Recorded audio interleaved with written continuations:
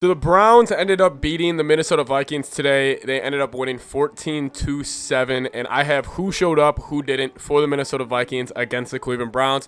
I have three guys who showed up, who played well. Then I have three guys who obviously did not show up. I kind of try to take these guys as guys who had the biggest impact on why the Vikings would have won, or now, since they did lose, why the Vikings lost. Thank you guys so much for support on the channel.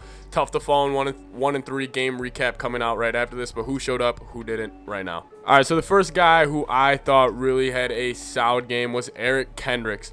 Eric Kendricks, again, I mean, how many times are we going to get on this channel on a Monday and say he is just the most consistent, he is the best, he is just one of the most dominant and consistent linebackers that we have seen in the NFL for a while. And he really, I mean, he minimized a Cleveland Browns running game that possibly could have ran for 250. I understand they were still able to have success running the football, but Kendricks is flying all over the field. If we did not have him, I really think the Browns would have ran it all down our throats the entire game. Eric Kendricks, he showed up. He played big time today. I thought, he played like the all-pro that I think he is, and that's what he did. Eric Kendricks, phenomenal game. Second guy is Justin Jefferson. Justin Jefferson, the whole talk of sophomore year slump, sophomore year fall off, whatever it is. No, he's still one of the better receivers in the NFL. He was open a ton today. Big time fade catches, getting PIs. He was great. I really thought Jefferson had one of his better games as a Viking today. He won a lot of routes. He did what he needed to do to a Cleveland Browns secondary that was down a Greg Newsome, and Kirk found the ball in a couple big moments. He brought energy, he brought swagger today. It was just, I feel like I'm going to be saying this a lot, around 100 yards and a touchdown. I mean, I feel like he's going to be ripping off like 7 or 8 of those games this year. So this was just one of those games. Jefferson, a lot of what we know, he played great today. So I have two more. I have a position group and a player for the last people who showed up. Quick shout out, this will kind of be the honorable mention, is Cameron Dantzler. I thought he played very well today, and Patrick Peterson. The secondary, those two guys really stood out to me. Mac made some big time plays, the whole defense as a whole. But the third group that really showed up today was the defensive line. I thought Michael Pierce, Dalvin Tomlinson, they were consistent. Getting pressure, moving the line of scrimmage when they needed to. They were on the field a lot today. I did not expect them to be on the field as much as they were, but they were, you know what? I mean, they gave the Vikings offense 3 or 4 chances to go tie that ball game up at the end of the game, and that's really what you can ask for. They were getting off the field, and a lot of it was because of them. Danielle Hunter, constant pressure. Everson Griffin, shout out to you. Huge sack on that. D-line played phenomenal today, and then also shout out Brashad Breeland, Breeland had a big game, but Cameron Dantzler filling in for Brashad Breeland, and also Pat Pete. He's been playing well, but now let's get into who did not show up today. I think it's easy. I think we can start with the quarterback. Kirk, I thought he was going to start Kirk Tober off on a tear like he normally does, but today he just didn't have it. This just kind of looked like the same old Kirk Cousins where it's the negative side, where he can't be a playmaker. And that's kind of, listen, we know what Kirk Cousins is. Last 3 weeks, the Minnesota Vikings offensive line was 3rd in pass blocking. Kirk had 8 touchdowns, no picks. Today, they were obviously a little shaky. This is what we get. Kirk, he's not the most mobile guy, and he can't really escape out of interior pressure. His pocket presence was not the best today.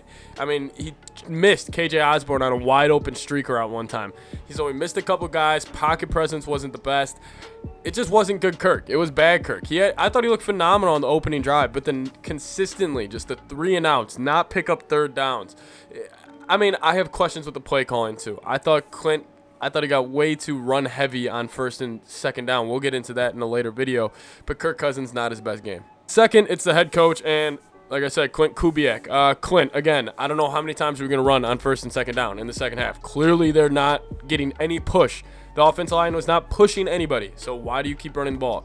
I didn't get that. Mike Zimmer, 3rd and 20. Halfback draw. I get you're not the guy out there, but come on. You got to have some sort of urgency. This can't just consistently happen to Mike Zimmer teams. It's not that it happened once. This happens over and over again. That's a huge play call. And then you have Sheldon Richardson calling a timeout with no timeouts. Again, Mike, I know that's not your fault, but it just seems like with Mike Zimmer coach teams, we get the same traits, the same constant, not being able to just clean it up. It's just never clean always with them, and we saw that again today. So sloppy football from the Vikings. Clint Kubiak, I don't get your obsession with running on 1st and 2nd down when clearly they're blitzing like crazy. We heard in the first half, the Vikings did not expect the Browns to blitz. They were. You got to adjust. He did not. Flat out. Clint, Mike Zimmer did not show up. And finally, the offensive line. We were giving them praise this past week. They deserved it. They're third in PFF according to pass blocking, but they got outmanned today by a very good team. I'm not saying it was an easy task to shut down that Browns defensive line, but damn, Garrett Bradbury, what are we gonna do with you? You are probably the most inconsistent player I have seen on an offensive line group that the Vikings have had in a while. He is either really good or really bad. Today was just one of his bad days. And with a quarterback like Kirk Cousins, who we know is not mobile, you cannot do that. You cannot have a bad day from your center. Ezra, tough. Uda, tough. O'Neal was fine. Hill was okay. He got blown up a couple times. But again, I mean, this is just the same. It just felt like the same old book with the Vikings. Offensive line, can't run the ball on first and second down, but we still try to. Offensive line can't block on third down. Cousins isn't mobile. It's just kind of the pecking order of stuff. Let me know what you guys think down below. Tough loss today, 1-3 on the season. Still not over. Still very talented group. Just got to clean it up. It's just everything's just got to come together. Let me know what you guys think down below. Who showed up, who didn't. See you guys next time. Skol Vikes.